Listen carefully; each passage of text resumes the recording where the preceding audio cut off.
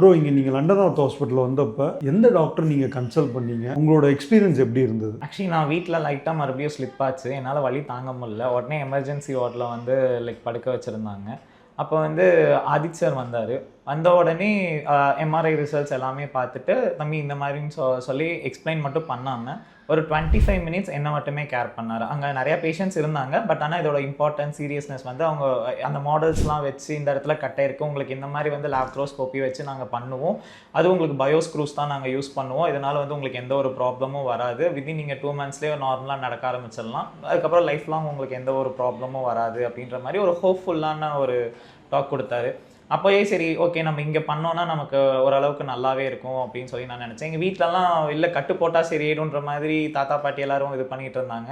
ஆனால் சார் சொன்னார், இப்போ ஒரு எலும்பு இருக்குது உடஞ்சிருச்சு, கட்டு போட்டிங்கன்னா அதோட இது வேறு, இப்போ ஒரு கயிறு இருக்குது கட்டாயிடுச்சு, அதை எப்படி நீங்கள் வந்து கட்டு போட்டு சரி பண்ணுவீங்க? இது பண்ணும்போது அவங்களுக்கு ஏற்ற மாதிரியும் அவங்கள கன்வின்ஸ் பண்ணி என்னோட இதுக்கும் பயாலஜிக்கலாக வந்து என்னென்ன ப்ராப்ளம்ஸ் வரும், அதை எப்படி நம்ம ரெக்டிஃபை பண்ணுறதுன்னு சொல்லி டீட்டெயில்டாக சொன்னாங்க. அந்த விஷயம் ரொம்ப பிடிச்சி, அதே மாதிரி மற்ற ஹாஸ்பிட்டல்ஸ் கம்பேர் பண்ணும்போது இங்கே எக்கனாமிக்கலாக கொஞ்சம் ஈஸியாகவே எல்லாத்துக்கும் அஃபோர்டபுளாக ஆப்ரேஷன்ஸ் பண்ணுற மாதிரி இருந்தது. அதனால் உடனே நாங்கள் பண்ணிட்டோம். இப்போ சர்ஜரி நடந்து எத்தனை நாள் ஆச்சு?